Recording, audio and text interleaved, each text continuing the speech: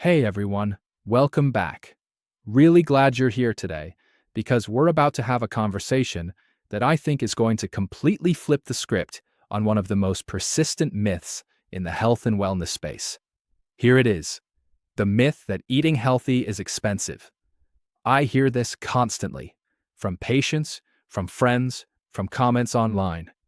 I want to eat better, but I just can't afford it. Organic food is for rich people. It's cheaper to just grab fast food. And I understand why people feel this way. I genuinely do. Because on the surface, it really does look that way.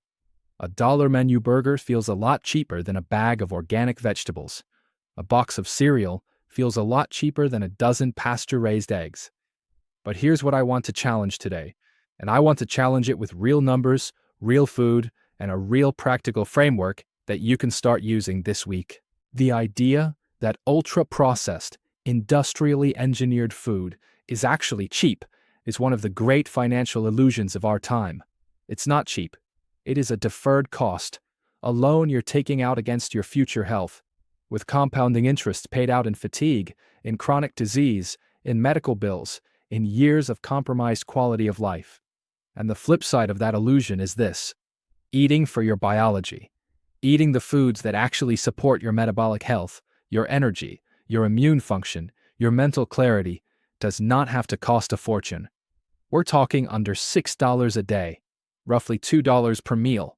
That is not a premium. That is accessible to most people. And today, I'm going to show you exactly how. We're going to cover 6 practical takeaways, from how to navigate a grocery store like a professional, to the hidden truth about frozen vegetables, to a single whole chicken that can feed you for multiple meals, to a dead simple play formula that stabilizes your blood sugar without counting a single calorie. By the end of this episode, I want you to feel genuinely empowered, not overwhelmed, not guilty, not like health is something that's out of your reach, because it isn't.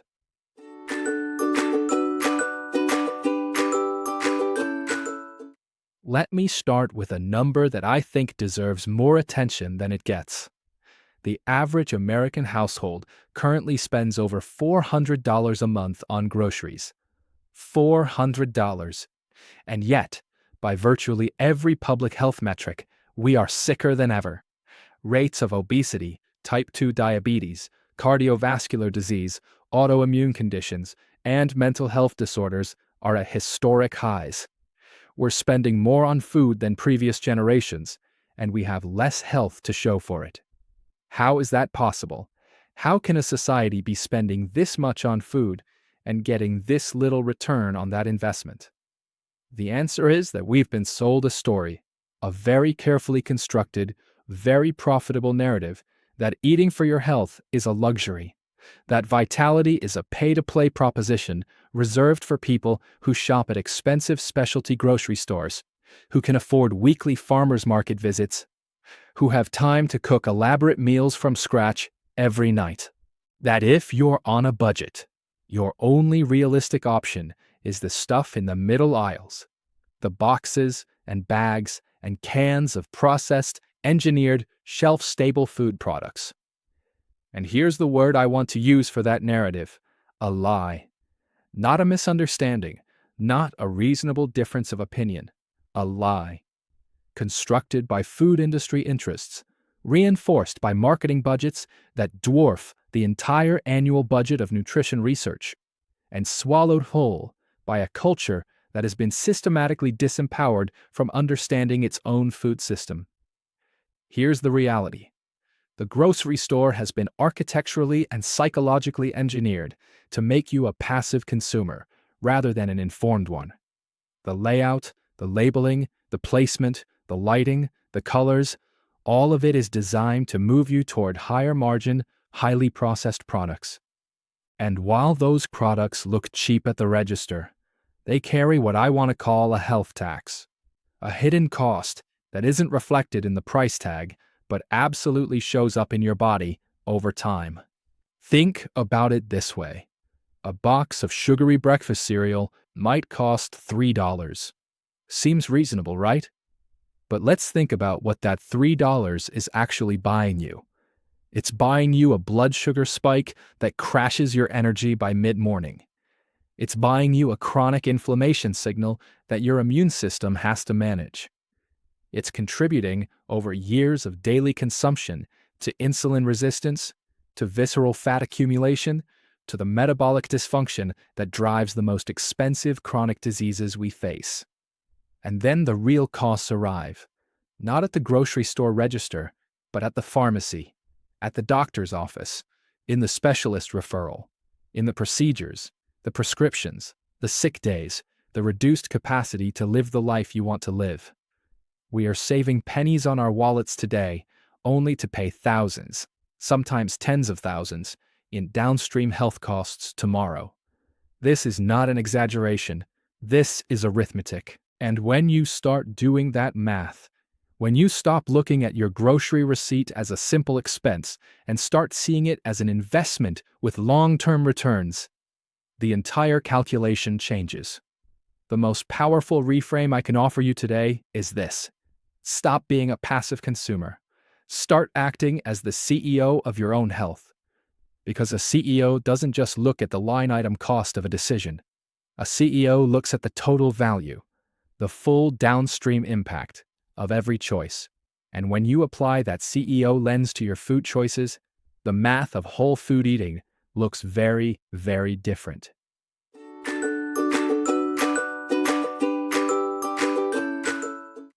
I want to spend a few minutes really drilling into this concept of deferred costs, because I think it's the most important mindset shift in this entire conversation.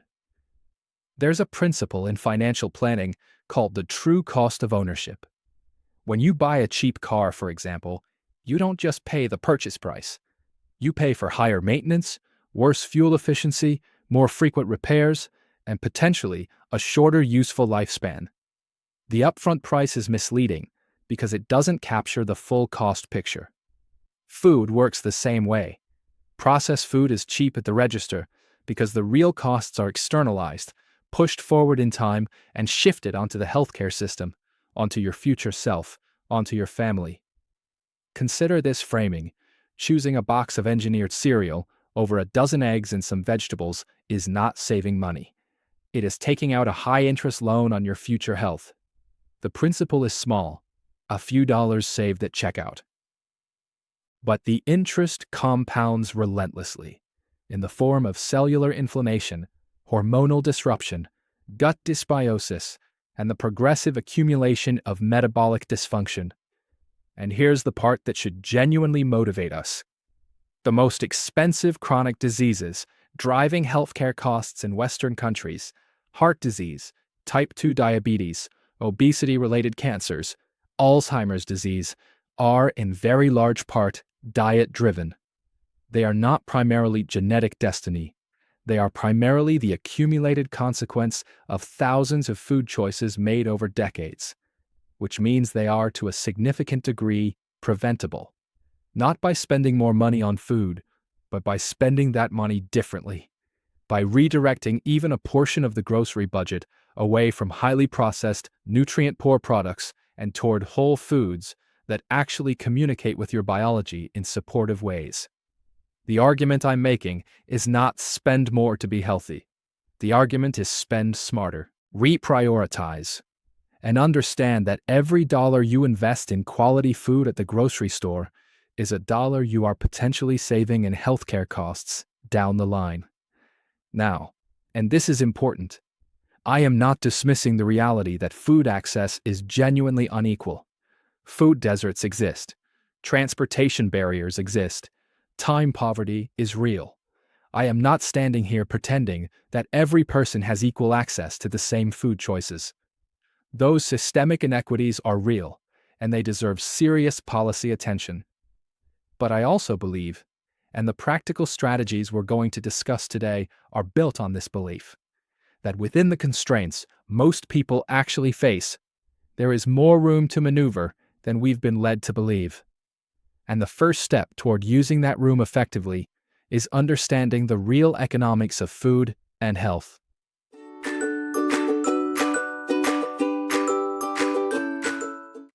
Okay, let's get practical. Let's talk about how to actually navigate a grocery store in a way that serves your biology rather than the food industry's bottom line. The single most useful piece of grocery store architecture advice I can give you is what I call the perimeter rule. Walk into almost any major grocery store and observe the layout. The fresh produce, the meats, the dairy, the eggs, the things that actually perish because they're actually real food, are almost always located on the outer edges, the perimeter of the store. The inner aisles, the vast majority of the store's floor space, are where you find the shelf-stable processed products. The boxes, the bags, the cans, the engineered snacks and cereals and condiments and frozen dinners. This layout is not accidental. It is deliberate. The inner aisles are where profit margins are highest. They are designed to pull you in, expose you to as many products as possible, and leverage your psychology against you through placement, color, and packaging. The perimeter rule is simple. Do most of your shopping on the edges. When you venture into the inner aisles, go with a specific list and a specific purpose. For things like olive oil, spices, canned beans, or frozen vegetables, and don't browse, because browsing in those aisles is exactly what the store wants you to do. Now here's something that surprises a lot of people when I bring it up. You do not need to shop at an expensive specialty grocery store to find quality food. In fact, one of the largest organic grocery retailers in the world right now is Walmart. Walmart, the biggest box retailer in America, is currently offering one of the broadest selections of organic produce at some of the lowest price points available anywhere. This matters enormously because one of the most persistent beliefs that keeps people stuck in poor food choices is the idea that quality food requires a premium shopping experience. It doesn't. You can shop at a discount retailer, follow the perimeter, and fill your cart with genuinely nutritious, high-quality food for a fraction of what people assume it costs. Let me give you a practical perimeter shopping list, what I think of as the flavor pillars of budget whole food cooking. These are the items that form the foundation of multiple meals and deliver the highest nutritional return per dollar. Whole chicken. We're going to spend a lot of time on this one in a later segment, but the headline is, aim for around $1 per pound.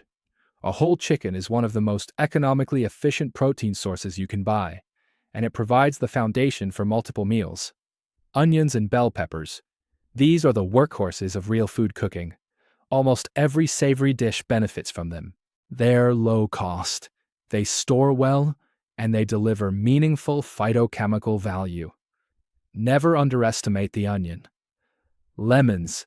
Inexpensive, incredibly versatile, and, as we'll discuss, a secret weapon in the cooking technique I'm going to share with you. Get in the habit of having lemons in your kitchen at all times. Carrots. Sheep. Dense with nutrients, versatile enough to go into soups, roasts, slaws, and snacks.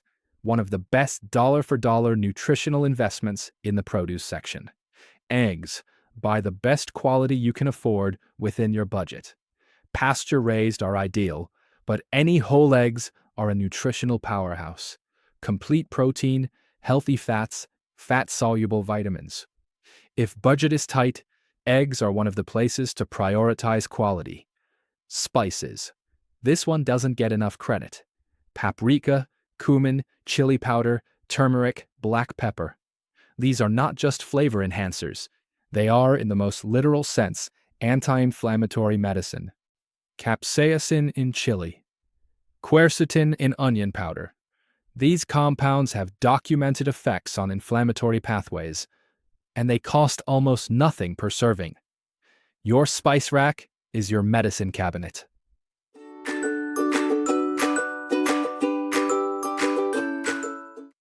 Let's talk about the frozen aisle, because I think it is one of the most misunderstood sections of the entire grocery store.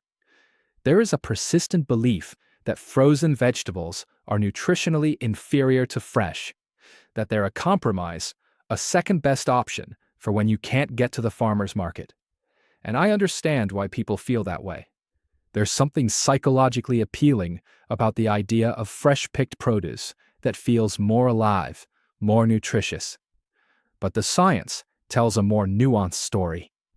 In many cases, frozen vegetables are actually nutritionally superior to the fresh produce sitting in your produce section. Here's why.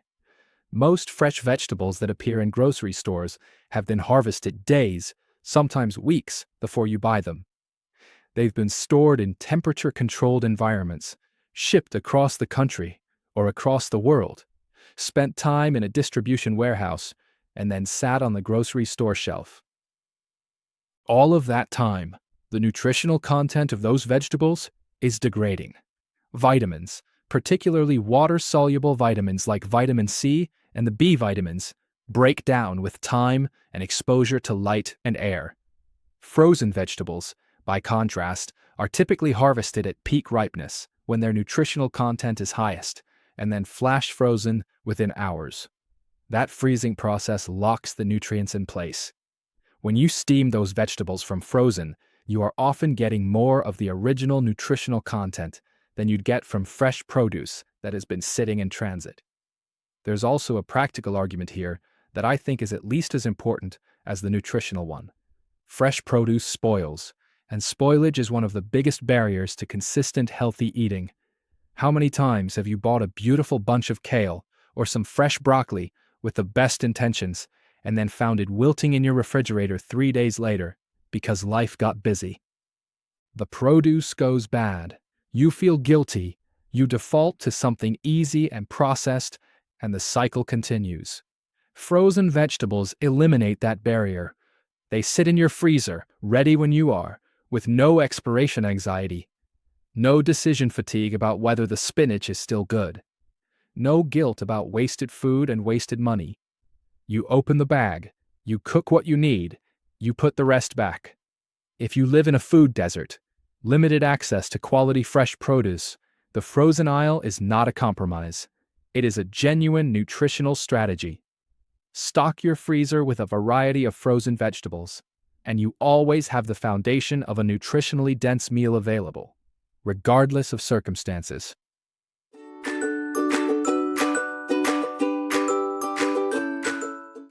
All right, I need to take a moment to talk about food labeling, because this is where so many well-intentioned people get completely derailed. The marketing departments of major food companies are extraordinarily sophisticated. They employ psychologists, behavioral scientists, and design experts whose entire job is to make you believe their products are aligned with your health goals, regardless of whether that is actually true. The result is what I call wolf in sheep's clothing labeling. Health halo terms like gluten-free, high-protein, natural, made with whole grains, no artificial colors, fortified with vitamins. These phrases are designed to trigger a positive health association in your brain that overrides the critical thinking you would otherwise apply. Let me give you a concrete example. There's a well-known cereal product that markets itself as a protein-rich, healthy breakfast for children. The packaging is bright, friendly, and full of reassuring language about protein content. But look at the actual nutrition label, and a single serving contains nearly 6 teaspoons of sugar. 6 teaspoons for a healthy children's breakfast cereal. That's the metabolic reality hiding behind the health halo. And this is not an isolated case. It is the rule rather than the exception in processed food marketing. The more prominent the health claim on the packaging, the more skeptical you should be about what the product is actually delivering nutritionally. Here is a rule of thumb that I find genuinely useful. Real food doesn't need a marketing campaign. A head of broccoli doesn't have a label telling you it's high in vitamin C and sulforaphane. A whole chicken doesn't advertise its complete amino acid profile. A sweet potato doesn't claim to be naturally gluten-free. Real food simply is what it is, and what it is happens to be enormously beneficial to your biology. When a food product is loudly proclaiming its health credentials, ask yourself, what is this product actually made of? Go to the ingredient list. Not the front of the package, not the nutrient highlights box, but the actual ingredient list. Ingredients are listed in descending order of quantity. If sugar, in any of its many disguised forms, like high fructose corn syrup, dextrose, maltose, cane juice, or fruit concentrate, appears in the first 3 to 5 ingredients, put it back on the shelf, no matter what the front of the package is telling you. Your protection in the grocery store is not a premium price tag or a trusted brand name. It is your own informed reading of ingredient labels and your knowledge of what those ingredients actually mean for your biology.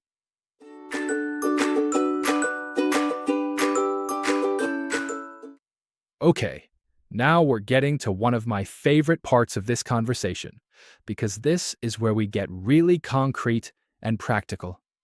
We're going to talk about the whole chicken and why it is, in my opinion, one of the greatest budget health tools available to anyone. Here's the thing.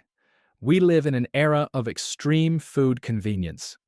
Pre-cut chicken breasts, pre-marinated thighs, individual portions sealed in plastic. And yes, it's convenient. But that convenience comes at a significant price premium, what I call the convenience tax. When you buy pre-cut, pre-portioned chicken, you are paying for someone else's labor and packaging, not for better food. You're often paying double or more per pound compared to a whole bird. A whole chicken bought at approximately $1 per pound is one of the most economically efficient protein sources in the entire grocery store. A single bird, prepared well, can provide the foundation for multiple distinct meals. Roasted chicken night 1. Pulled chicken over greens for lunch the next day. Chicken and vegetable soup from the carcass on day 3. You are extracting maximum nutritional value and maximum meal variety from a single, inexpensive purchase. But to make the most of a whole chicken, you need to know how to cook it properly, and it is genuinely not complicated. Let me walk you through it. The cookware choice. Before we even talk about the bird, let's talk about what you're cooking it in. This matters more than most people realize. For roasting, you want stainless steel, cast iron, ceramic, or glass. What you want to avoid, and I say this as a genuine health recommendation, not just a cooking preference, are non-stick pans coated with synthetic chemicals. At high temperatures, these coatings can degrade and leach compounds into your food that you do not want inside your body. Cast iron and stainless steel are both inexpensive, last a lifetime, and don't introduce any chemicals into your cooking. The temperature and timing. Roast at 425 to 450 degrees Fahrenheit. The rule of thumb is approximately 20 minutes per pound. High heat gives you a beautifully browned, crispy skin while keeping the interior moist. A meat thermometer is your best friend here. You're looking for 165 degrees Fahrenheit at the thickest part of the thigh, not touching the bone. The 2-lemon trick. This is a technique that produces genuinely remarkable results for almost zero additional cost. Take 2 lemons, roll them firmly on the countertop with the palm of your hand. This softens them and releases the juice inside. Then pierce them multiple times with a fork. Skewer or stuff both lemons inside the cavity of the bird before roasting. What happens during cooking is something close to magic. As the bird roasts, those lemons heat up inside the cavity and essentially steam the chicken from the inside out. The steam keeps the interior incredibly moist, and the lemon aromatics infuse the meat with brightness and flavor. Then, and this is the finishing move, when the bird comes out of the oven, you do what I call surgery. You cut into the chicken and squeeze those hot roasted lemons. The juice flows out, mixes with the pan drippings, and creates a natural pan sauce that you spoon over everything. No separate sauce recipe needed. Just beautiful, intensely flavored cooking liquid that makes every component of the meal better. The organ meats. I want to specifically encourage you not to throw away the giblets and organ meats that often come packaged inside whole chickens. I know, for many people in Western culture, organ meats feel unfamiliar or unappetizing. But I want to gently push back on that reaction, because from a nutritional standpoint, organ meats are among the most nutrient-dense foods on the planet. Liver, chicken liver particularly, is extraordinarily rich in vitamin A, vitamin B12, folate, iron, and CoQ10. They contain more vitamins and minerals per gram than almost any other part of the animal. Season them with your spice cabinet, those anti-inflammatory powerhouses we talked about earlier, paprika, cumin, chili, and roast them alongside the bird. If you're new to them, start with small amounts mixed into other dishes. Your body will thank you in ways that will gradually become impossible to ignore. Meal extensions. After you've eaten your roasted chicken, save the carcass. Put it in a pot with water, the leftover onion skins, some carrots, a bay leaf, and some peppercorns. Simmer for at least 2 hours. What you get is homemade bone broth, extraordinarily rich in collagen, minerals, and gut-supporting compounds that cost you nothing beyond time and would cost $8 to $12 per carton at a specialty grocery store. The empowerment that comes from knowing how to do these things in a kitchen is real. When you can look at a whole chicken and see 3 or 4 meals, plus homemade broth, plus organ meats, that is not just a cooking skill. It is a form of food sovereignty. You are in control. You understand the process from grocery store to table. And that understanding removes the stress, the decision fatigue, and the dependency on processed convenience foods that so many people feel trapped by.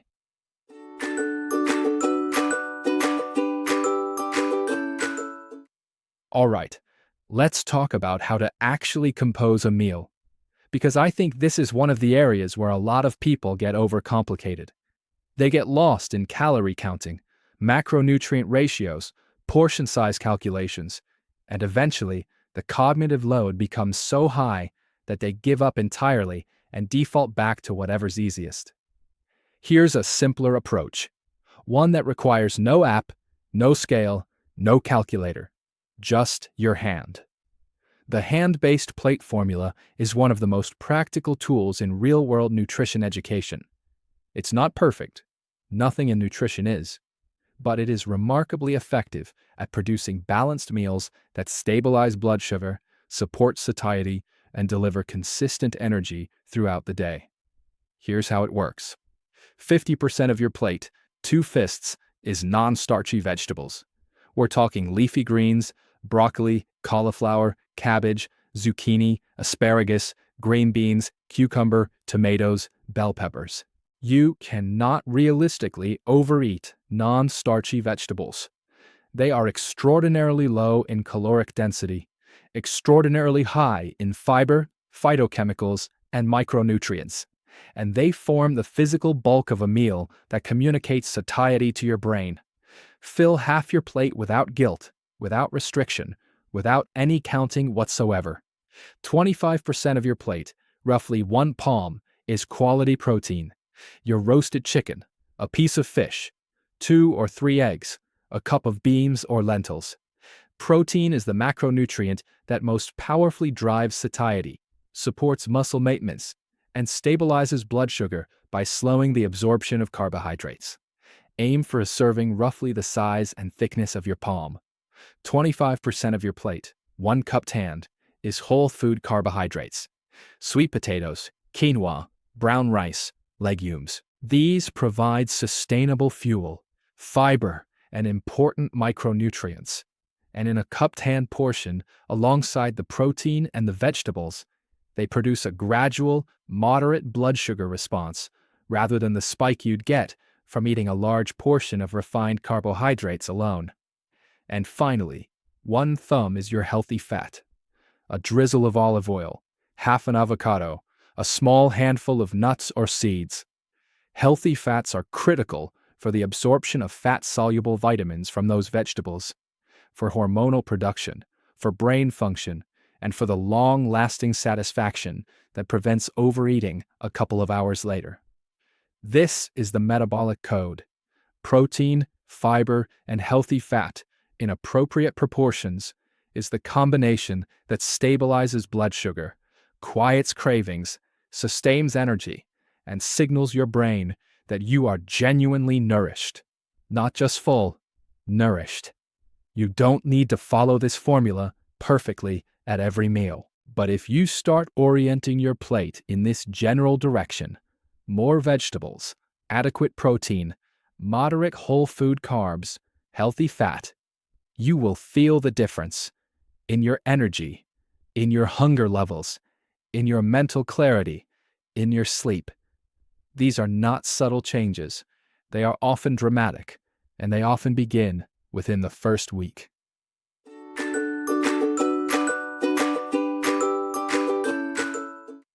Okay, let me bring this home, because I want to end today with something concrete, an actual challenge I want you to take on this week. Before I do that, I want to acknowledge something important. Everything we've talked about today assumes a degree of food access and financial flexibility that not everyone has equally. Food deserts are real. Not everyone lives near a Walmart with a broad organic selection. Not everyone has time to roast a whole chicken on a weeknight. Systemic barriers to food access are genuine, they are significant, and they are not your personal failure. But here's what I also believe. Systemic issues do not have to be your personal fate. Within whatever constraints you are actually operating in, whatever your budget, your geography, your time availability, there is almost always more room to maneuver than the current food industry narrative would have you believe. And identifying and using that room is an act of genuine self-empowerment. So, here is my challenge to you. I'm calling it the 7-Day Whole Foods Challenge.